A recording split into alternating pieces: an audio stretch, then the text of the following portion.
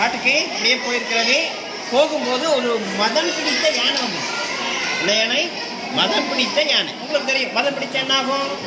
தன்னுடைய கட்டுப்பாட்டு இல்லாமல் ஓடிக்கிட்டே இருக்கு.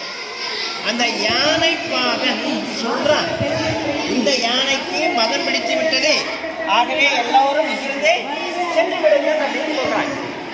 ஊர்ல இருக்கிறவங்க எல்லாம் ஓடிடுறாங்க. இந்த சிவபக்தன் இருக்கிற பாருங்க, அவர் என்ன சொல்றாரு? இறைவன் இருக்கின்றார், என்னை காப்பாற்றுவார் அப்படின்னு சொல்லிட்டு மீண்டும் போயிட்டே இருக்கார். மீண்டும் இதை பார்த்த உடனே அந்த யானை பாகன் மீண்டும் சொல்றாரு, என்ன சொல்றாரு?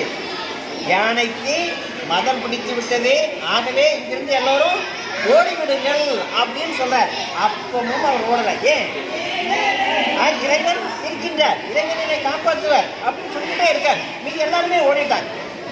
2 முறை 3 முறை சொல்லியும் அவர் போகவில்லை. கடைசியாக அந்த மதம் பிடித்த யானை அவரை கொன்றுவிட்டார். ஏன்னா அது யாருக்கும் தெரியாது. ஒரு விதிச்ச உடனே அவர் இழந்து விட்டார். இவருடைய அப்படி ஆன்மா மேலே போகுது. அங்கே போய் இறைவனிடத்தில் கேட்கிறார், உன்னை நம்பியதற்கு எனக்கு நீங்கள் கொடுத்த பரிசா இதுன்னு கேட்டார். தினந்தோறுமே ஒவ்வொரு நொடிப்பொழுதுமே உன்னையே நினைத்துக் கொண்டிருந்தேன், எனக்கு நீங்கள் கொடுத்த பரிசான்னு கேட்டார்.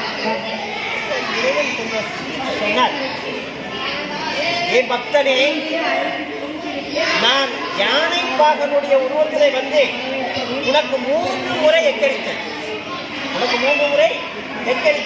என்ன எச்சரித்தேன்? இந்த யானைக்கு மதம் பிடித்து விட்டது, நீங்கள் எல்லோரும் ஓடிவிடுங்கள் என்று சொன்னேன். நீ கேட்கிற. அப்போ தவறு யாரிடத்தில் இருக்கிறது? உன்னிடத்தில் இருக்கிறது. ஆகவே என்னிடத்தில் இல்லை என்று சொன்னார்கள். என்ன தெரியுது அப்படின்னா, வாய்ப்பு யாரோ ஒருவர் மூலமாக நமக்கு கிடைக்கும். அதை பயன்படுத்திக்கணும். கடவுளே வருவார் அப்படின்னு நினைக்க வேண்டாம்.